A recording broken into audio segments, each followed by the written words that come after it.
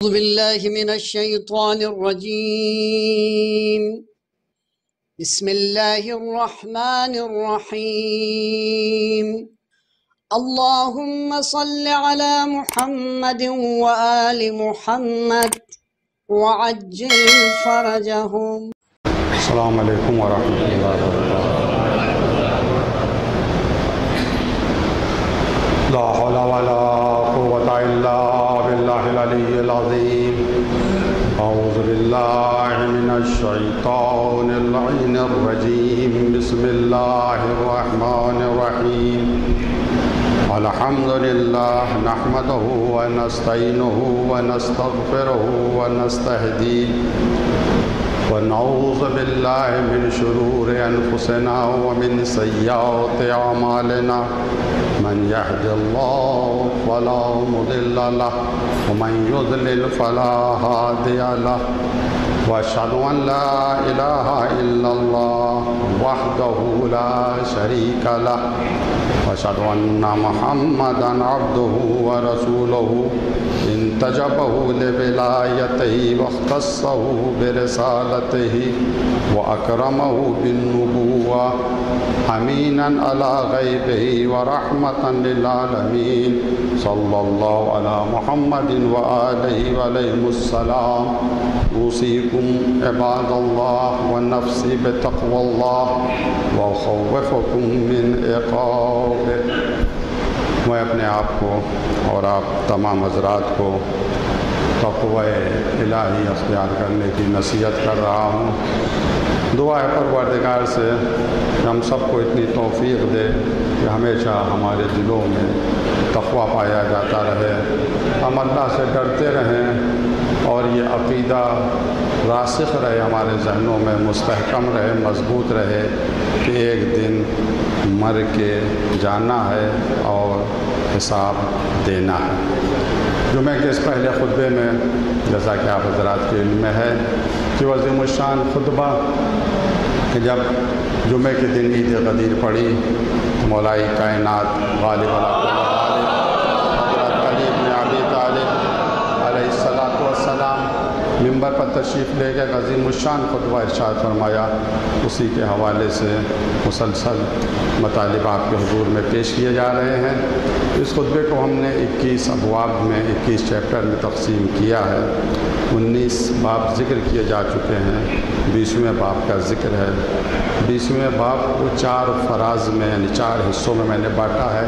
پہلے حصے پر گفتگو ہے جس میں مصافحے کے بارے میں مولائی کائنات نے فرمایا، وَإِذَا تَلَاقَيْتُمْ، جب تم ایک دوسرے سے ملاقات کرو، لقاء کرو، فَتَصَافَحُوا بِالتَّسْلِيمِ، تو سلام کرتے ہوئے مصافحہ کرو۔ اس کے حوالے سے تقریباً 10 حدیثیں میں آپ کے سامنے عرض کر چکا ہوں۔ اصول کافی کی حدیثیں ہیں کہ مصافحہ کرنے کا ثواب کتنا زیادہ ہے، کب مصافحہ کرنا چاہیے، کس وقت مصافحہ کرنا چاہیے۔ اب 2-3 حدیثیں بچی ہیں، میں انہیں جلدی عرض کر کے دوسرے حصے کو آپ کے سامنے عرض کرنا چاہتا ہوں۔ 11ویں حدیث ہے اصول کافی جلد نمبر 2 صفحہ نمبر 182۔ یہ حدیث ہے امام جعفر صادق علیہ السلام کس طریقے سے پیغمبر مصافحہ کرتے تھے۔ امام فرماتے ہیں کہ جب صافح رسول اللہ قال ما صافح رسول اللہ صلی اللہ علیہ وسلم رجلا قد فنزع يده حتى يكون هو الذي ينزع يده منه۔ پیغمبر جب کسی سے مصافحہ کرتے تھے تو اس وقت تک خود ہاتھ نہیں چھوڑتے تھے جب تک سامنے والا خود ہاتھ نہ چھوڑتے۔ یعنی آپ دیکھیے یہ احترام ہے پیغمبر کا، کس طرح سے پیغمبر انسانوں کا احترام کرتے ہیں، مومنوں کا احترام کرتے ہیں، خود نہیں ہاتھ چھڑواتے ہیں۔ بہت سے لوگ ہیں کہ اتنی جلدی میں مصافحہ کرتے ہیں بس ہاتھ سے ٹچ ہو جائے بس کافی ہے۔ یہ پیغمبر ہاتھ پکڑے رہتے تھے جب تک سامنے والا خود ہاتھ کو نہ چھوڑے۔ 12ویں حدیث ہے، یہ بھی اصول کافی کی ہے اور یہ تھوڑی طویل حدیث ہے اور بہت عظیم حدیث ہے۔ یہ بھی حدیث امام محمد باقر علیہ السلام سے ہے۔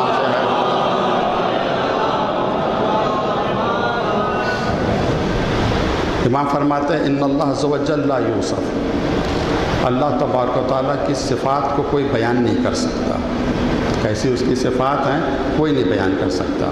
وَكَيْفَ يُوصَفُ وَقَالَ فِي كِتَابِهِ، بھلا اس کی صفات کو کیسے بیان کیا جا سکتا ہے جس نے اپنے بارے میں خود اپنی کتاب میں فرمایا وَمَا قَدَرُ اللَّهَ حَقَّ قَدْرِهِ، لوگوں نے جس طرح سے اللہ کی قدر کرنی چاہیے ویسے اللہ کی قدر نہیں کی۔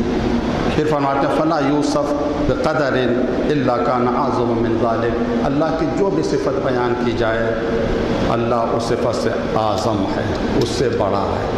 ہماری زبان میں اتنی طاقت نہیں کہ ہم اللہ کی صفت کو بیان کر سکیں۔ پھر امام فرماتا ہے ان النبی لا یوصف، پیغمبر کی بھی کوئی صفت کو بیان نہیں کر سکتا۔ کیوں پیغمبر کی صفت کو بیان نہیں کیا جا سکتا؟ کما حقہ، جس صفات کے پیغمبر حامل ہیں اسے کوئی بیان نہیں کر سکتا۔ وکیف یوصف عبد احتجب اللہ عز وجل بصفا، بھلا اس شخص کی صفات کو کیسے بیان کیا جا سکتا ہے؟ اب اس حدیث کے دو ترجمے میرے ذہن میں آئے ہیں۔ ایک ترجمہ یہ ہے بھلا اس شخص کی، اس نبی کی صفات کو کیسے بیان کیا جا سکتا ہے کہ جس کے لیے پروردگار نے ساتوں حجاب کو اٹھا لیا ہے۔ یہاں تو پردے پڑے ہوئے ہیں، حجاب پڑا ہوا ہے، پیغمبر کے نظروں میں حجاب نہیں ہے، پردے اٹھا لیے گئے ہیں۔ پیغمبر کا درجہ تو بلند ہے۔ امام علیہ السلام فرماتے ہیں لو کشف الغطاء لما استطعت یقینا، اگر میرے سامنے سے پردے ہٹا لیے جائیں تو میرے یقین میں ذرہ برابر اضافہ نہ ہوگا۔ ایک تو یہ ترجمہ۔ دوسرا ترجمہ یہ سمجھ میں آیا کہ بھلا اس نبی کے صفات کو کیسے بیان کیا جا سکتا ہے جس کی عظمت کو پروردگار نے 7 پردوں میں رکھا ہے۔ پیغمبر کی عظمت کو 7 پردوں میں رکھ رکھا ہے تو اس نبی کی صفات کو کوئی کیسے بیان کر سکتا ہے؟ پھر امام فرماتے ہیں وَجَعَلَ طَاعَتَهُ فِي الْأَرْضِ كَطَاعَتِهِ فِي السَّمَاءِ، اللہ نے نبی کی اطاعت کو زمین پر ایسے ہی قرار دیا ہے جیسے اللہ کی اطاعت آسمانوں پر ہے۔ جس طریقے سے اللہ کی اطاعت آسمان پر ہے اسی طریقے سے زمین پر نبی کی اطاعت سب کے اوپر فرض ہے، نہ کہ صرف انسانوں کے اوپر، تمام مخلوقات پر نبی کی اطاعت فرض ہے۔ یہی وجہ ہے اگر نبی ارادہ کر لیں تو چاند بھی مطیع ہو جاتا ہے، سورج بھی مطیع ہو جاتا ہے، سنگریزے بھی مطیع ہو جاتے ہیں، کلمہ پڑھنے لگتے ہیں۔ اس کے بعد امام فرماتے ہیں ایک قرآن کی آیت امام کوٹ کرتے ہیں فَقَالَ وَمَا آتَاكُمُ الرَّسُولُ فَخُذُوهُ وَمَا نَهَاكُمْ عَنْهُ فَانْتَهُوا، اس نبی کی صفات کو کیسے بیان کیا جا سکتا ہے جس کے بارے میں قرآن نے کہا سورہ حشر آیت نمبر 7 جو نبی دے اسے لے لو، جس بات سے نبی روکے تم رک جاؤ، یعنی اپنی طرف سے دین میں تم کچھ اضافہ نہ کرو نہ تم کچھ کمی کرو۔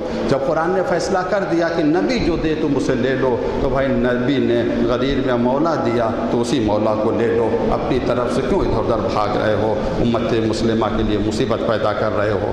پھر فرمایا یہی قرآن کی آیت وَمَنْ أَتَى هَذَا أَوْ مَنْ أَتَى هَذَا فَقَدْ أَطَاعَنِی، پھر امام فرماتے ہیں جس نے اطاعت کی ہمارے نبی کی اس نے گویا میری اطاعت کی، وَمَنْ عَصَاهُ فَقَدْ عَصَانِی، اور جس نے میرے نبی کی معصیت کی، میرے نبی کا کہنا نہیں مانا، گویا اس نے میرا کہنا نہیں مانا۔ وَفَوَّضَ إِلَیہ، اپنے امور کو اپنے نبی کے حوالے کر دیا اللہ نے۔ اس کے بعد فرماتے ہیں وَإِنَّا لَا نُوصَفُ، اللہ کے کوئی صفات بیان نہیں کر سکتا، نبی کے کوئی صفات بیان نہیں کر سکتا۔ پھر امام فرماتے ہیں وَإِنَّا لَا نُوصَفُ، ہم اہل بیت کے بھی صفات کوئی نہیں بیان کر سکتا۔ اور اس کا ریزن کیا بتایا امام نے، اس کا سبب کیا بیان کیا وَكَيْفَ يُوصَفُ قَوْمٌ، بھلا اس قوم کے صفات کو کون بیان کر سکتا ہے رفع اللہ عنہم الرجس، جس سے پروردگار نے رجس کو دور کر دیا ہو، وہ شک، اور وہ رجس شک ہے، تو ہم اہل بیت کی صفات کو کوئی نہیں بیان کر سکتا۔ وَالْمُؤْمِنُ لَا يُوصَفُ، پھر امام فرماتے ہیں مومن کی بھی کوئی صفات بیان نہیں کر سکتا۔ اللہ اور رسول کی تو بات جاننے دیں، اہل بیت کی بات جاننے دیں، مومن کی صفات جو فضائل ہیں، جو کمالات اللہ نے دیے ہیں، اسے بھی کوئی بیان نہیں کر سکتا۔ پھر جو موضوع سے متعلق ہے وَإِنَّ الْمُؤْمِنَ لَيَلْقَى أَخَاهُ، مومن جب اپنے مومن بھائی سے ملتا ہے فَيُصَافِحُ، اسے مصافحہ کرتا فَلَا يَزَالُ اللَّهُ يَنْظُرُ إِلَيْهِمَا، تو اللہ رحمت اور محبت کی نگاہوں سے اسے دیکھتا رہتا ہے۔ اللہ تو سب کو دیکھ رہا ہے، لیکن مومن جب دوسرے مومن سے مصافحہ کرتا ہے تو اللہ رحمت، برکت اور محبت کی نظروں سے دیکھتا ہے۔ وَذُنُوبُ تَتَحَاتُّ عَنْ وُجُوهِهُمَا كَمَا يَتَحَاتُّ الْوَرَقُ عَنِ الشَّجَرَةِ۔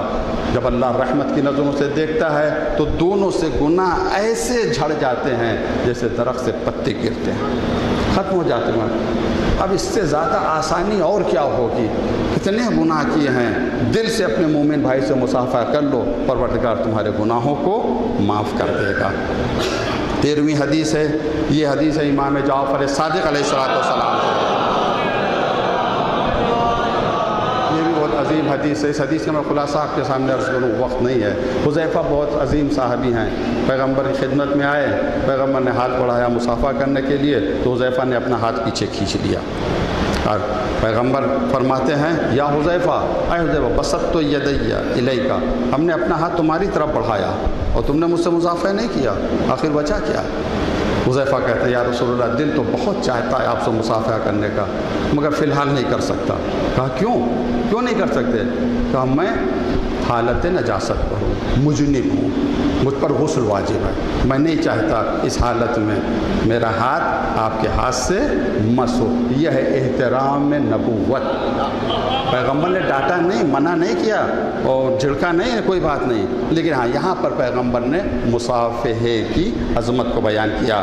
پیغمبر فرماتے ہیں مصافحے کی عظمت کو بیان کرتے ہیں، اما تعلم ان المسلمین اذا التقیا، کیا تمہیں نہیں پتا جب دو مسلمان، اب لفظ مسلمان لے آئے، اپنے کو جدا کر دیا، جب دو مسلمان آپس میں ملاقات کرتے ہیں، مصافحہ کرتے ہیں تو ان کے گناہ ایسے گر جاتے ہیں، ایسے جھڑ جاتے ہیں جیسے درخت سے پتے گرتے ہیں۔ اب یہاں سے ملتا ہے کہ نجاست کی حالت میں یہ احترام ہے صحابہ کے نزدیک پیغمبر اسلام صلی اللہ علیہ وسلم کا احترام ہے۔ دیکھیے قرب معنوی بہت اہم ہے، قرب مکانی اہم نہیں ہے، بس قرب مادی یہ زیادہ اہم نہیں، قرب معنوی بہت زیادہ اہم ہے۔ اب یہاں پر حذیفہ نے ایک عظیم پیغام دیا ہے، جب ظاہری نجاست، غسل واجب ہو گیا، نہا لیں گے تو یہ نجاست دور ہو جائے گی، وہ نجاست جو پانی سے زائل ہو جائے، دور ہو جائے، اس نجاست کی عالم میں جب پیغمبر سے مصافحہ نہیں کر رہا ہے صحابی، تو اس نجاست سے بڑھ کر ایک اور نجاست ہے جسے بغض اہل بیت کی نجاست کہتے ہیں۔ یہ اگر دل میں آ جائے تو اس لائق انسان نہیں، مسلمان نہیں کہ پیغمبر کے جوار میں رہے۔ صلوات محمد۔ آخری حدیث ہے، یہ بھی حدیث اصول کافی کی ہے، اور اس میں مصافحے کی عظمت کو بیان کیا ہے۔ قال سمیعتہ، راوی کہتا میں نے سنا کہ فرما رہے ہیں ان مصافحۃ المومن افضل من مصافحۃ الملائکہ، مومن جب ایک مومن سے مصافحہ کرتا ہے تو ملائکہ سے مصافحہ کرنے سے افضل ہے۔ ملائکہ سے مصافحہ کرنا، یہ جو سورہ قدر پڑھتے ہیں، وما ادراک ما لیلۃ القدر، جس میں فرشتے نازل ہوتے ہیں، فخر رازی صاحب نے اپنی تفسیر مفاتیح الغیب میں لکھا کہ فرشتے آتے ہیں اور مومنوں سے مصافحہ کرتے ہیں۔ علامت کیا ہے؟ کیا پہچان ہے کہ فرشتوں نے مصافحہ کیا؟ تو آپ فرماتے ہیں کہ جب دعا کرتے کرتے، نمازیں پڑھتے پڑھتے کبھی کبھی تمہارے بدن میں ہلکی سی سنسنی یا کپ کپی آ جائے اور تمہارے روئیں کھڑے ہو جائیں، کبھی کبھی یہ کیفیت طاری ہوتی ہے بندے پر، تو سمجھ لینا کسی ملک نے تم سے مصافحہ کیا ہے۔ تو ملک سے مصافحہ کرنا یہ اتنا افضل نہیں جتنا ایک مومن سے مصافحہ کرنا۔ یہ 14 حدیثیں میں نے آپ کے سامنے عرض کی ہیں اور نتیجہ آپ کے سامنے پیش کرنا چاہے تو کیوں اتنی تاکید مصافحے کی گئی، کیوں اتنا زیادہ؟ ہاتھ ملاؤ، کیا جاتا ہے؟ میں دیکھ رہا تھا انٹرنیٹ پہ، دیکھ لیں ماشاءاللہ سے اب تو سب سے زیادہ پڑھے لکھے اور علامہ جو ہیں وہ یہی سب گوگل وغیرہ ہو رہے ہیں، آپ جائیے اس میں سرچ کیجئے مصافحے کے فوائد، میں نے دیکھا تھا کیا سائنسی فوائد مصافحے کے، یہ کیا ہے؟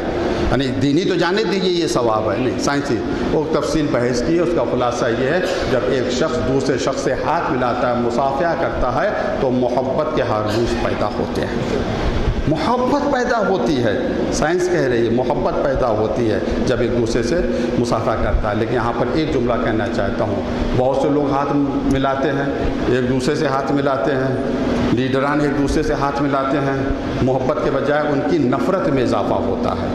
تو آپ دیکھیں یہاں کے اوپر بہت قیمتی حدیث ہے، آپ نے اکثر سنا ہوگا، پیغمبر اسلام حضرت محمد مصطفیٰ صلی اللہ علیہ وآلہ وسلم انما الاعمال بالنیات، ہر عمل کا دار و مدار اس کی نیت پر ہے۔ تم مصافحہ کر رہے ہو کس نیت سے کر رہے ہو؟ محبت کی نیت سے مصافحہ کر رہے ہو تو محبت میں اضافہ ہوگا، اگر دل میں نفرت ہے تو مصافحہ کرنے کا کوئی فائدہ نہیں ہے۔ اس کے بعد دوسرا فراز ہے وَتَحَاوَنُ النِّعْمَ فِي هَذَا الْيَوْمِ، مولا فرماتے ہیں آج کے دن جو نعمت تمہیں ملی ہے، اللہ نے جو نعمت دی ہے، اس نعمت پر ایک دوسرے کو مبارکباد دو۔ غدیر بہت بڑی نعمت ہے، اس غدیر کی نعمت پر ایک دوسرے کو تم مبارکباد دو، اور جب تم غدیر کی نعمت پر ایک دوسرے کو مبارکباد دو گے، ہاں حکم ہے، قرآن کا حکم ہے وَأَمَّا بِنِعْمَةِ رَبِّكَ فَحَدِّثْ، اللہ نے جو تمہیں نعمت دی اس نعمت کو بیان کرو۔ آج کہتے ہیں غدیر میں محفلیں کیوں کرتے ہو، یہ ولایت کا اتنا ذکر کیوں کرتے ہو، من کنتم مولا کا اتنا ذکر کیوں کرتے ہو؟ بھائی قرآن کا حکم ہے، ولایت نعمت ہے اور بڑی نعمت ہے، اتنی بڑی نعمت ہے کہ اسلام اسی کے اوپر مکمل ہو گیا۔ اليوم اکملت لکم دینکم واتممت علیکم نعمتی، راضی ہو گیا، رضیت لکم الاسلام دینا۔ تو اس نعمت کو نہیں بیان کیا جائے گا تو کیا اس نعمت کو بیان کریں کہ اللہ نے مجھے محل دے دیا رہنے کے لیے، یہ گاڑی دے دی، سواری نہیں، سب سے بڑی نعمت جو ہے غدیر ہے۔ اور پھر قرآن کہتا ہے لَإِن شَكَرْتُمْ لَأَزِيدَنَّكُمْ، اگر تم شکرانے نعمت کرو گے تو ہم اور اضافہ کریں گے۔ یہی وجہ ہے جہاں زیادہ غدیر کا ذکر ہے وہاں اور زیادہ ہوتا چلا جا رہا ہے۔ یہ اضافہ ہم نہیں کر رہے ہیں، قدرت کا وعدہ کر رہی ہے، تم ہماری نعمتوں کا تذکرہ کرتے رہو گے ہم اضافہ کرتے رہیں گے۔ پروردگار تو اضافہ کرتا رہے گا مگر جلنے والے جلتے رہیں گے، اور ان کا یہ حشر ہے۔ اس کے بعد لا یشکر اللہ من یشکر الناس، کیوں نعمت کا ذکر ہے، کیوں مبارکباد دو؟ لا یشکر اللہ من لا یشکر الناس، جس نے انسانوں کا شکریہ ادا نہیں کیا گویا اس نے اللہ کا شکریہ ادا نہیں کیا۔ اللہ کہتا ہے کہ تم ناشکر نہ ہو، کفران نعمت نہ کرو، شکران نعمت کرو۔ ہمارے جو بندے ہیں ان کا شکریہ ادا کرو۔ اگر تم نے علی کا شکریہ ادا کیا، نبی کا شکریہ ادا کیا تو گویا تم نے میرا شکریہ ادا کیا۔ لہٰذا اس وجہ سے تحاون النعمہ فی ھذا اليوم، آج کے دن کی نعمت پر ایک دوسرے کو مبارکباد دو۔ آ رہی ہے انشاءاللہ ذی الحجہ کا مہینہ آنے والا ہے، آمادہ کیجیے اپنے آپ کو، ذہنی اعتبار سے تیاری کیجیے اور اس طریقے سے جشن غدیر منائیے جیسا منانے کا حکم اہل بیت علیہ السلام نے دیا ہے۔ پروردگار ہم کو اور آپ کو، تمام اہل بیت کے چاہنے والوں کو مولائے کائنات کے ساتھ محشور فرمائے۔ ولایت اتنی بڑی نعمت ہے، پروردگار اس ولایت کی نعمت کو ہم سب کے لیے مرتے دم تک محفوظ فرما، ہمیں توفیق دے کہ ولایت مولائے کائنات کو، پیغام غدیر کو دنیا کے کونے کونے تک پہنچا سکیں۔ وآخر دعوانا الحمدللہ رب العالمین۔ بسم اللہ الرحمن الرحیم۔ اذا جاء نصر اللہ والفتح ورأيت الناس يدخلون في دين الله افواجا فسبح بحمد ربك واستغفره انه كان توابا۔ صدق اللہ العلی العظیم۔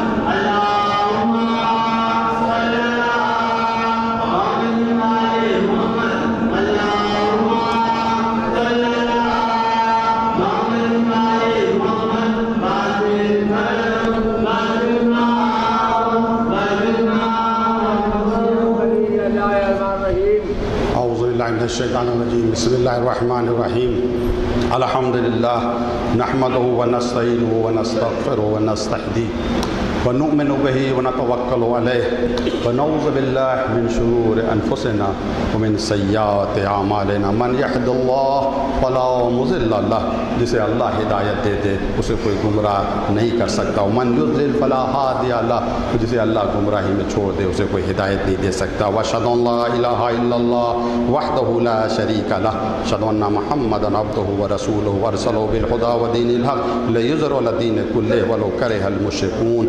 اللہم صلی علی محمد عبدک ورسولک سید المرسلین و امام المتقین رسول رب العالمین۔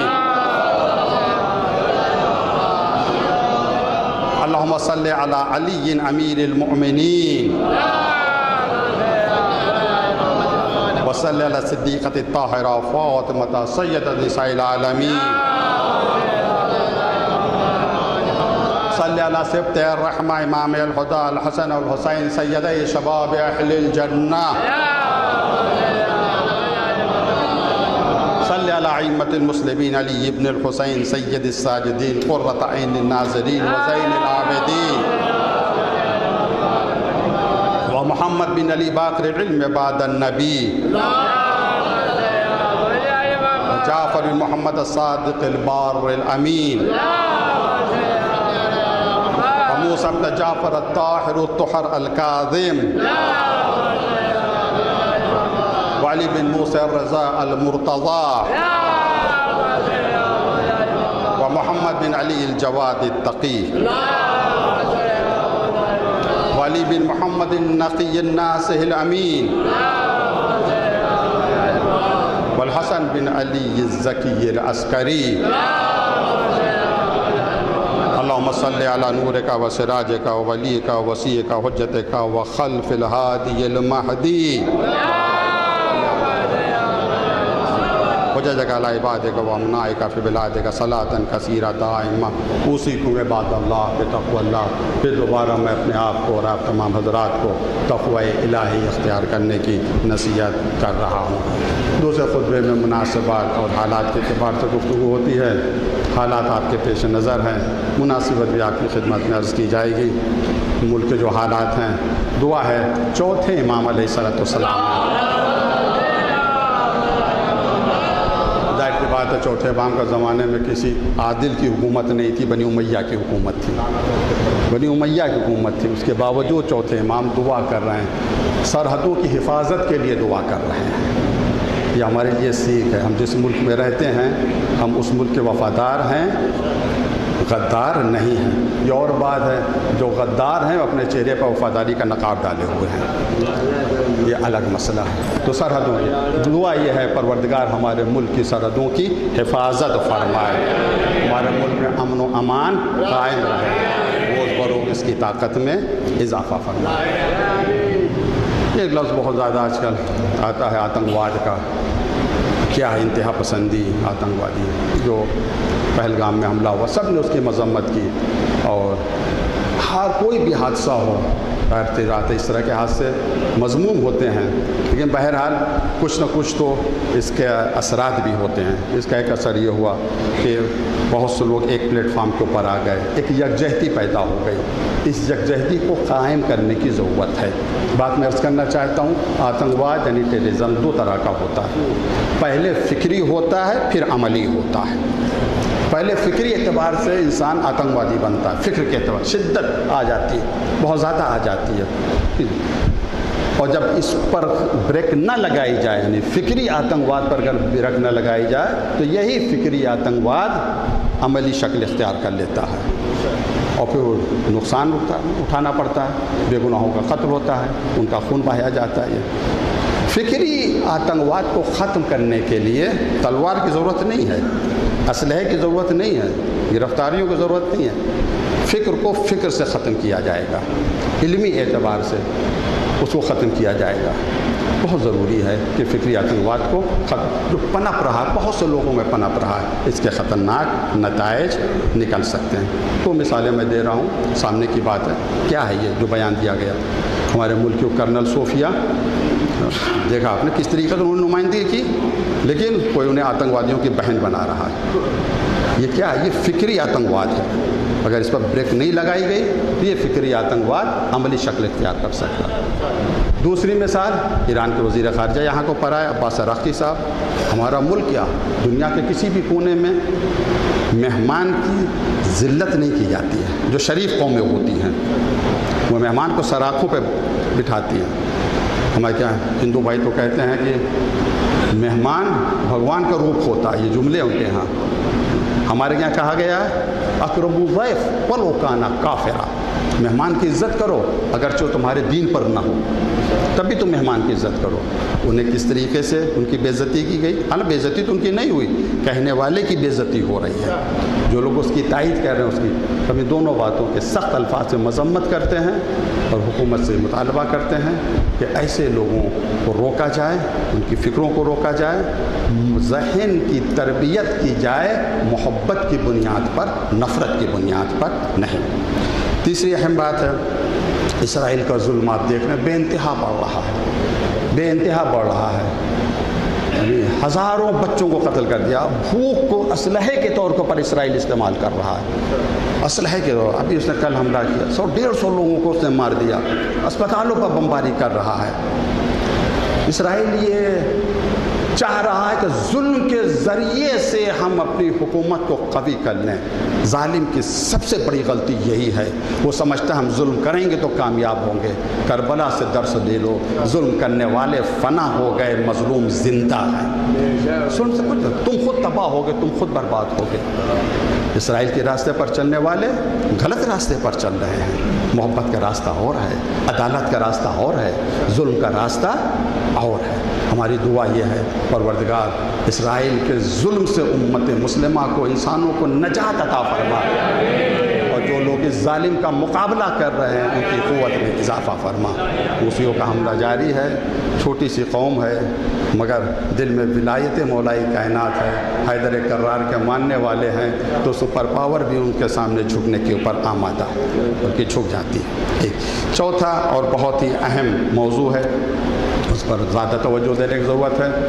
ابھی ہم لوگ ایران گئے ہوئے تھے، آفتاب شریعت مولانا سید قلب جواد نقوی صاحب حوضے کی دعوت کے اوپر 100 سال ہو گئے ہیں حوضہ علمیہ قم کو، 7 سال۔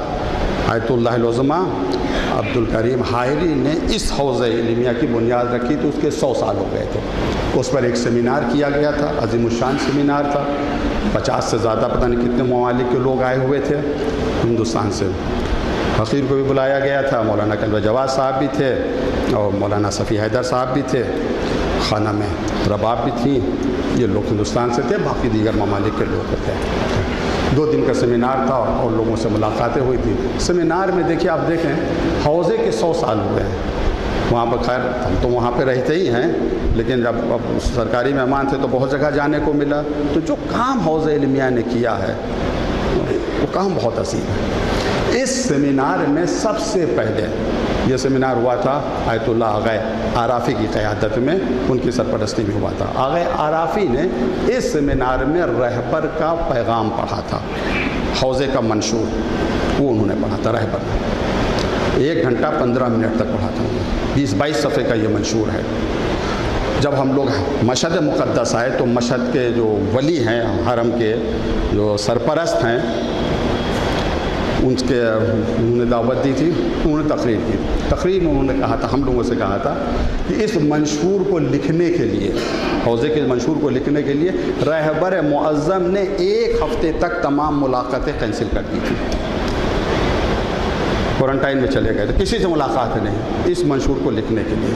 بہت ہی عظیم منشور ہے، بہت سی اچھی باتیں ہیں اس میں، تمام اچھی باتیں ہیں۔ حوضے کو کس رخ پہ جانا چاہیے، کیا حکمت عملی اختیار کرنا چاہیے، اس منشور پر مباحثہ کرنے کی ضرورت ہے۔ خاص کر اہل علم کے لیے بیٹھیں، اس کے پوائنٹ کے اوپر غور کریں، مباحثہ کریں، اور ہم کوشش یہ کریں کہ کسی حد تک اپنے حوضوں کو، ہندوستان کے حوضوں کو زندہ کریں۔ ہم وہاں گئے، بڑی خوشی ہوئی، جا کے حوض 7 سالہ جشن ہوا، کیا کارنامہ حوض علمیہ قم نے انجام دیا، کیا کارنامہ انجام دیا۔ اب اس کے بعد ذہن میں بار بار لکھنؤ کے حوضے کا تصور آتا ہے، کیوں ہندوستان میں لکھنؤ مرکز رہا ہے، یہاں کے حوضوں کی کیا شان تھی، آج یہ شان کتابوں میں محفوظ ہو گئے۔ فی الحال ہمارے حوضوں کی کیا شان ہے آپ کے علم میں ہے، اس میں بہت سے لوگوں کی غلطیاں، ہماری بھی غلطیاں ہیں، عوام کی بھی غلطیاں ہیں، آپ کی بھی غلطیاں ہیں، ہماری بھی غلطیاں ہیں، جس نے حوضے کو کمزور اور ضعیف کر دیا۔ نہیں جاتے ہیں، خاص کر جو پیسے والے ہیں، جن کے اوپر خمس و زکوٰۃ واجب ہے، جو ڈونیشن دیتے ہیں، اللہ ان کو اتنی توفیق دے کہ مدرسوں میں چلے جائیں، ان کی حالت کو دیکھ لیں۔ ہم نہیں کہتے ہیں جا کے مدیروں کو دے دو پیسہ، لیکن جا کر دیکھو تو طالب علم کیا حالات ہے، مدرسے کیا حالت۔ یاد رکھیں، میں کئی مرتبہ کہہ چکا ہوں، آج بھی کہہ رہا ہوں، یہ آپ کے حوزات نہیں ہیں، یہ آپ کے مدارس نہیں ہیں، یہ میڈیکل کالج ہیں۔ یہاں پر علماء تیار ہوتے ہیں، جیسا میڈیکل کالج ہوگا ویسے ڈاکٹر ہوں گے، جیسے آپ کے مدارس ہوں گے ویسے علماء نکل کر آئیں گے۔ حوزہ علمیہ قم نے کیسے کیسے علماء دیے ہیں، شہید مطہری جیسے مفکر دیا ہے، علامہ طباطبائی، بروجردی، امام خمینی جیسے۔ ہمارے حوزہ علمیہ لکھنؤ نے بھی بہت بڑے بڑے علماء دیے ہیں، سید دلدار علی غفرہ ماپ، ان کا خانوادہ، میر حامد حسین موسوی، کیسے کہتے جی یہ علماء۔ وہ آج اس حوزے کو کمزور کر دیا گیا ہے، ضعیف کر دیا گیا۔ ہماری بھی ذمہ داری ہے۔ فکر اور تھی، وہاں جا کے جب میں نے ایک واقعہ سنا، تبدیلی آئی ہے، ہماری فکر میں تبدیلی آئی ہے۔ ایک صاحب تقریر کر رہے تھے ان کے آغائے حائری کے حوالے سے۔ میں عرض کروں آغائے حائری کے بارے میں کہ جب یہ مؤسس انہوں نے بنیاد رکھی ہے حوزہ علمیہ قم کی، ان کے زمانے میں شاعر نے کہا میں نے سب کو ہرا دیا، سب کو اپنے قابو میں کر لیا، صرف حائری کو اپنے قابو میں نہیں کر پایا۔ اور جب شاہ نے پھر عزاداری کے اوپر پابندی لگا دی، نہیں جلوس نہیں نکل سکتے ہیں، مجلس نہیں ہو سکتی ہے، بالکل پابندی ہو گئی۔ جب قوم پریشان ہو گئی، آقا بھی پریشان ہو، ایک سیدھا سادہ مومن آقا کے پاس آیا، آقا آپ کس بات کی فکر کر رہے ہیں؟ شاہ نے ایک مستحب کام کے اوپر پابندی لگائی ہے، عزاداری واجب تو نہیں ہے، نماز جماعت تو پابندی نہیں لگائی ہے، جمعہ پہ پابندی نہیں لگائی، عزاداری پہ پابندی لگائی ہے، تو آپ کیوں پریشان ہو رہے ہیں؟ ایک مستحب امر کے اوپر پابندی لگی، واجب پر پابندی نہیں لگی۔ آقا نے بہترین جواب دیا۔ آقا حائری رحمۃ اللہ علیہ فرماتے تم نے صحیح کہا کہ شاہ نے واجب پر پابندی نہیں لگائی، ایک مستحب امر پر پابندی لگائی، مگر تھوڑا غور کرو، عزاداری مستحب ہے، مگر ایسا امر مستحب ہے کہ جس کے دامن میں واجبات نے پناہ لے رکھی ہے۔ نماز زندہ ہے عزاداری سے، حج زندہ ہے عزاداری سے، زکوٰۃ زندہ ہے عزاداری سے۔ یہ آغا اس زمانے میں آغا کی فکر کیسی تھی کہ آغا نے کچھ طالب علموں کو معین کیا تھا انگریزی سیکھنے کے لیے، انگریزی سیکھو۔ اس زمانے کی بات 100 سال پہلے انہیں پتا تھا کہ آنے والی زبان کیا ہوگی، زبان سے کو تو اس زمانے میں جو طالب علم انگریزی پڑھتا تھا اسے دین سے خارج سمجھا جاتا تھا، اسے بہت برا سمجھا جاتا تھا۔ جب آقا نے کچھ لوگوں کو انگریزی وغیرہ پڑھنے پر معمور کیا تو بازاریوں نے، یعنی جو تاجر خمس دیتے ہیں، وہ آقا کے پاس آئے، آقا ہم خمس دیتے ہیں قرآن اور حدیث پڑھانے کے لیے، انگریزی پڑھانے کے لیے نہیں دیتے ہیں، آپ روکیے ورنہ ہم دینا بند کر دیں گے۔ وہ واقعہ جو میں عرض کرنا چاہتا ہوں جس نے فکر کو بدلا، آقا نے حوزہ علمیہ کے اخراجات کو چلانے کے لیے 50,000 تومان اس زمانے میں کسی سے قرض لیے۔ اس زمانے میں بہت ہوتے تھے 50,000 تومان، قرض لے لیا حوزہ چلانے کے لیے۔ ایک دن آقا کو جو فکر مند تھے تو ایک صاحب آئے، کہا آقا آپ اتنا فکر مند ہے، 50,000 کا مسئلہ انشاءاللہ آپ ادا کر دیں گے، 50,000 تومان آپ ادا کر دیں، پریشان ہونے کی بات۔ آقا نے کہا میں اس بات پر پریشان نہیں ہوں، مجھے یہ فکر نہیں ہے کہ 50,000 تومان میں کہاں سے ادا کروں گا، میں کسی اور بات پر پریشان ہوں، فکر کر رہا ہوں۔ کہا کس بات پہ پریشان؟ کہا میں اس بات پر پریشان ہوں کہ جب مر کے اللہ کے حضور میں جاؤں گا تو اللہ نے مجھ سے اگر پوچھ لیا حائری ہم نے تمہیں عزت دی تھی، تم 50,000 سے زیادہ قرضہ لے سکتے تھے، تمہارا یہ احترام تھا کہ اگر 50,000 سے زیادہ تم لوگوں سے ادھار مانگتے تمہیں مل جاتا حوزے کی ترقی کے لیے، تو تم نے زیادہ قرضہ کیوں نہیں لیا؟ جب مؤسس کی یہ نیت ہو تب حوزہ علمیہ قم بنتا ہے، جو مرکز جہان تشیع بن جاتا ہے۔ آپ جہاں بھی چلے جائیں، دنیا کے کسی بھی کونے میں چلے جائیں، ہر جگہ آپ کو قم کے طالب علم نظر آئیں گے جو اہل بیت کے پیغام کو دنیا والوں تک پہنچا رہے ہیں۔ کوشش کریں، متوجہ ہوں، مدارس کو مضبوط کریں، حوزات کو مضبوط کریں۔ اگر حوزات مضبوط ہوئے تو زبردست علماء نکل کے آئیں گے جو آپ کے دین کا حفاظت کریں گے، مقابلہ کریں گے، ظالم کا مقابلہ کریں گے۔ جو ایک یلغار ہے، ایک حملہ ہے، فکر کے اعتبار سے، تمدن کے اعتبار سے، ثقافت کے اعتبار سے، کلچر کے اعتبار سے، ہر اعتبار سے حملہ ہو رہا ہے، اس حملے کو روکنے والے کوئی نہیں ہے۔ یہی طالب علم ہے جو حوزے میں پڑھ رہے ہیں، اگر انہیں مضبوط کیا جائے گا، علمی اعتبار سے قوی کیا جائے گا تو اس سے اہل بیت کا پیغام دنیا کے کونے کونے تک پہنچے گا۔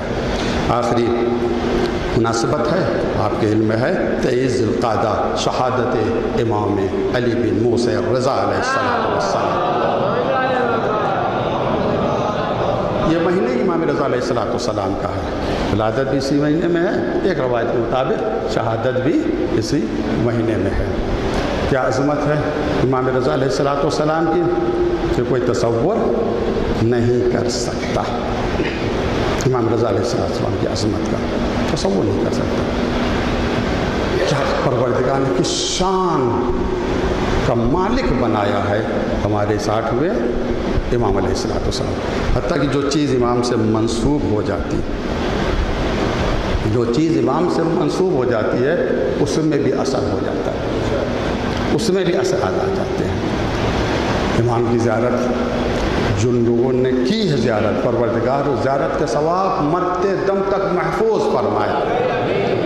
جو لوگ متمنی ہیں، جن کے دل میں خواہش ہے کہ امام رضا علیہ السلام زیارت کے لیے جائیں، پروردگار ان کی اس خواہش کو پورا فرمائے۔ اب تو امام کی زیارت میں جانا زیادہ مشکل نہیں ہے، آسان ہو گیا، کیونکہ ایران نے ویزا ہٹا لیا ہے، اب ویزے کی ضرورت نہیں ہے۔ جیسے آپ بامبے جاتے ہیں، دلی جاتے ہیں، ویسے آپ ٹکٹ لیجئے، تہران کا آنے جانے کا ٹکٹ لیجئے، 15 دن کے لیے چلے جائیے زیارت کے لیے اور آ جائیے۔ یہ زیارت نہیں ہے بلکہ ایک طرح کا عہد ہے جو ہم معصوم سے لیتے ہیں، اس عہد کا وفا کرنا ضروری ہے۔ 8ویں امام علیہ السلام کو زہر دیا گیا، زہر سے 8ویں امام علیہ السلام کی شہادت ہوئی۔ آپ کا ایک لفظ غریب الغربا بھی ہے، واحد ہمارا امام ایسا ہے کہ جن کا مدفن عرب میں نہیں ہے، ایران میں آپ کا مدفن۔ غریب الغربا، غریب کہتے ہیں عربی میں مسافر کو، پردیسی کو کہتے ہیں۔ لیکن جب آپ کا جنازہ اٹھا تو ہزاروں لاکھوں کا مجمع تھا، خود خلیفہ وقت ننگے پیر ننگے سر تشییع جنازہ کر رہا تھا۔ مشہور ہے، جیسا میں نے سنا ہے کہ ایک مومنہ نے اپنے شوہر سے کہا کہ میں اپنا حق مہر معاف کر دوں گی، میرا حق مہر میں معاف، ایک اجازت مجھے دے دوں۔ کیا کہ مجھے اجازت دے دوں میں گھر سے باہر نکلوں اور امام رضا کی تشییع میں شریک ہوں، اس طرح سے گریہ کروں جیسے ایک بہن بھائی کے جنازے پر گریہ کرتی ہے، کیونکہ امام رضا پردیس میں ہیں، ان کی کوئی بہن نہیں ہے، بہن بن کر رو۔